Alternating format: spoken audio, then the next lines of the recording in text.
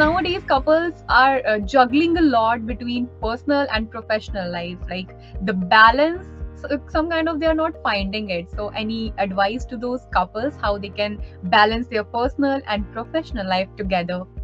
When two people are having a conversation about and are trying to understand what works, what doesn't work for the other person in a relaxed, cordial manner, each person gets it. I don't have anything against arranged marriages, but I just think that in today's day and time, it's really important for two people to get to know each other. It may not be a love marriage, but it needs to be somewhere where two people are not strangers. I think it's very important for people to get into that space with somebody else where they say, "Hey, this is not a stranger that I'm marrying," and that's why typically for people who come to us, it takes about 10 to 18 months. Hello and welcome to Good Returns. My name is Aarushi Ranjan, and we are back with another episode of our show, The Game Changers. Now, the game changer whom we will speak today is a matchmaker. Fascinating, right? So, please welcome Anuradha Gupta, a US based matchmaker who is also the founder and CEO of Vows for Eternity. First of all, welcome Anuradha ma'am to the show, and how are you doing? How's life? Hi, Rishi. Good. Life is good. It's just absolutely no complaints. Wow, great to hear that. So, matchmaking, if we talk about, it's still a new concept for some people, especially I would say in the rural areas, right? So, I would like to ask you, what is the future of this business? And for that, say, what is the future of matchmakers? Shall we expect a boom in this industry, or what? What is the future of matchmakers, basically? So, a couple of things. I'm actually an entrepreneur and I have a matchmaking service as opposed to me being a matchmaker per se. But of course, I do have experience. I worked with a number of clients over time, very selectively. So that's one part of it. But I think India is one of those places where matchmaking or arranged marriages have existed for centuries, Mm-hmm. not even generations, Right. centuries. And I think it is because marriage is such an intrinsic part of the Indian culture. Mm-hmm. And as more and more people are moving away and outside their homes and outside the areas where they grew up in, there is increasingly more of a need for somebody to help them connect with somebody else, right? Because marriages are not going, out of fashion Yeah, in. yeah, definitely. We have also seen, I scrolled your Instagram and I saw you have a lot of experience. You have matched a lot of couples till date. In your experience, what do you think? How does financial stability impact the success of a marriage? Or, in other words, how important is financial talks before getting into a relationship with someone or marrying someone? It's a really good question. I think, financial stability is, I mean, I wish love was enough to sustain a marriage, but it isn't. And if you go back, like I was talking about arranged, when the families or the parents or the extended families used to introduce two people together, a lot of that was also based on financial stability. They said, Yeah. I know this family, I know what the ecosystem is like and how they're doing, and that's why traditionally they always said, that you marry a girl into a family which is financially doing better, and vice versa, right? A lot of that has changed now because of the nuclear setup, right? But even having said that, I think a conversation about finance is very, very important before marriage. You don't want to get into a marriage and then two people realize that they are not they are not connected in terms of what they want from life in a financial sense, right? Whether it's somebody may want to buy a house, somebody may not, somebody may want to do X, somebody may want to do Y. So being aligned on finances and how people want to allocate finances is extremely important. And I think that's one thing, but it's also in a marriage as well.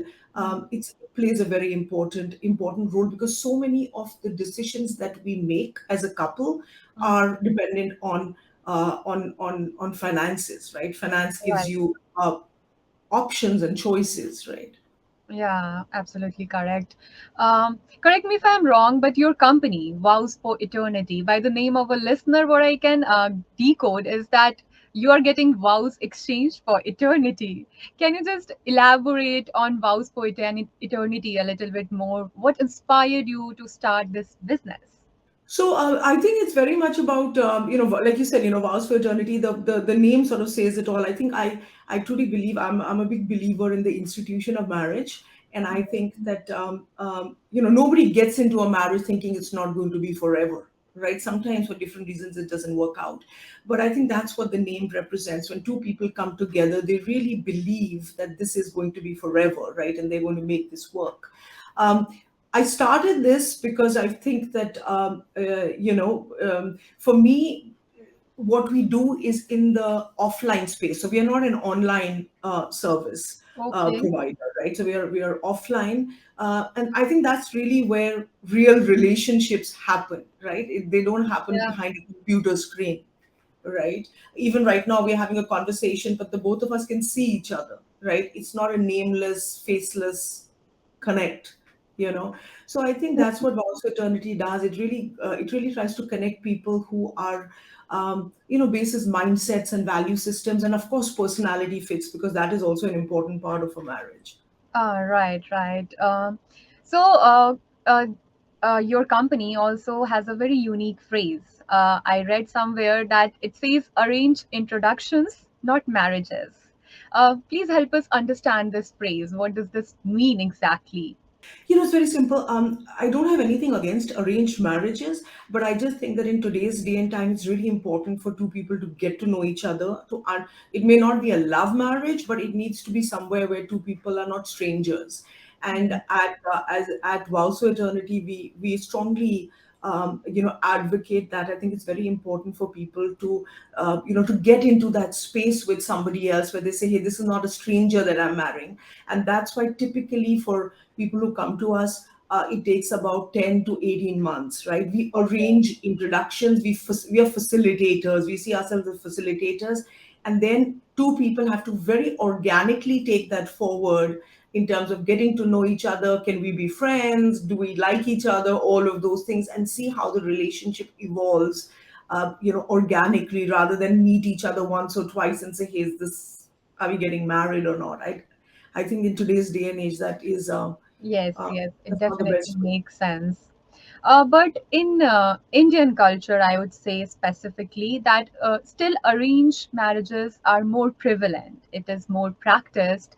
What do you think? What's the reason behind this still ongoing practice of arranged marriages? And is it going to be continued for years, or is it going to be changed into love marriages? As we can see, there are many love marriages happening these days. I think the kind of members that we have, our clients, they are not. I don't think not only them, not only the man and the woman, the boy and the girl, but even their families and their parents. I think equally buy into the concept of arranged marriage. Not being the best way forward in terms of just when you meet somebody once or twice, everybody is on their best behavior, right? Mhm. But so it's to make a call for the rest of your life on the back of that one conversation, one meeting where both people are, everything is great, is perhaps, I think it's too important a decision to make that on the basis of one or even a couple of meetings. So our clients are very firm believers of, yes, like I said earlier, maybe not love marriage. Some people get into that love zone, but certainly into a zone where they feel we've had good days together, we've had bad days together, and the other person understands us. I think that space is very important for people to share, as opposed to meet over coffee or tea and say, hey, four questions you, four questions me. I think this is forever. Like, I don't think Oh, those things. okay, okay. Lastly, before we wind up, what do you think? How important is couple counseling? Why do you believe that it can be a valuable tool for strengthening relationships? I'm a firm believer. I think couple counseling is really important because there are a lot of, pressures. There are pressures from families. There are pressures that two people put on each other.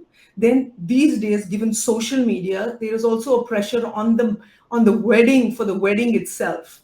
And we get into marriage much later, but for the wedding itself, there's an immense amount of pressure, right? Yeah, yeah. So I think couple counseling, it really helps align two people to talk about certain things that they feel strongly about, for or against. Okay. right? And I think it really helps them understand each other's perspective when two people are having a conversation about and are trying to understand what works, what doesn't work for the other person in a relaxed, cordial manner. Each person gets it, and when something flares up, then nobody is really listening to the other person, right, in an argument or in a Right. debate. So it's always better to really make sure that where is the other person coming from, what's Mm. important to that person, what's important to me. And I think that couple counseling really does that, not only for the wedding, but I think for the first 2 years of a marriage. What is noise in a new marriage, what to ignore, what to focus on, all of those things, I think they really help a couple.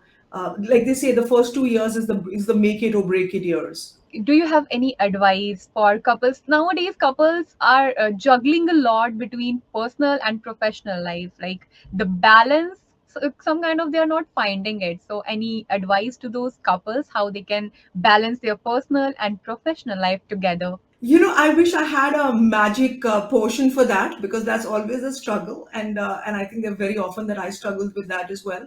But I think it's really important to not lose focus of what is important to you.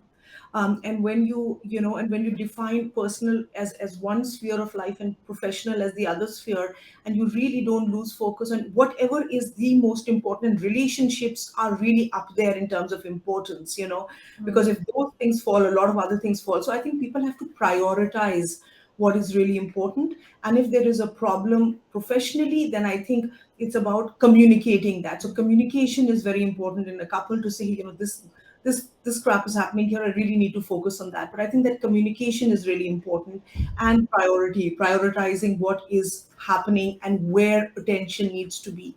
I think that is very, really important. But because more and more both people are juggling multiple hats, there will always be that struggle of, should it be this or that? There is no, that's really the nature of the game today, right? It's always Anuradha that. ji, what do you think, what should we prioritize, your partner or your career? Well, both things. Both things are important. But I think, I mean, I think, like I said, it depends, and it's not only partner. When people get married, at some point, if they want to have a family, there are children, there are other relationships that people have. But I think it's really important. For example, if you have somebody, if your personal life needs more attention at a particular time, then you prioritize that. And as long as you're communicating with your partner, and and the partner understands, and your focus needs to be professional. Say you need to travel for work outside, or you need to, you have something at work that really needs attention, for a couple of days that you're working on. Mm. Then you prioritize that, right? I don't think you can work in silos as, should it be it's not this or that. And Okay. that's the thing in today's day and time, right? It's this and that, right? And So that's I why think, the, yeah, yeah. I think balance. understanding also comes there, that your spouse needs to understand that you have something to do in your career. So your focus is shifted, then the spouse should not be also frowning. Like, True, and that's why, the right partner, communication, the support.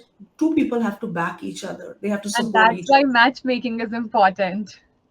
Yes, actually, when you have two people in a relationship Yes. who prioritize each other, then a lot of these things actually just go away. Because if you create a relationship where each person has the other person's best interest at heart, then a lot of these are not issues anymore, Yeah, right? yeah. Unless one person is trying to say what I do is more important than what you are doing, and therefore the ego comes in, and therefore a lot of other Yes. issues come in. But if you remove all of that stuff, then Mm. it's very simple, right? This is important to me, and I understand that's important to you. Let's figure it out. If two Yes. people want to figure it out and want to make it work, they will figure it out. Thank you so much, Anuradha ji. That was Anuradha Gupta for you all, a US based matchmaker and founder and CEO of Vows for Eternity. I hope you got to know in depth about the business of matchmaking, and we will see you next time with another episode and another guest. Till then, keep watching Good Returns. Thank you so much for joining in, Anuradha ji. Thank you. Thank you.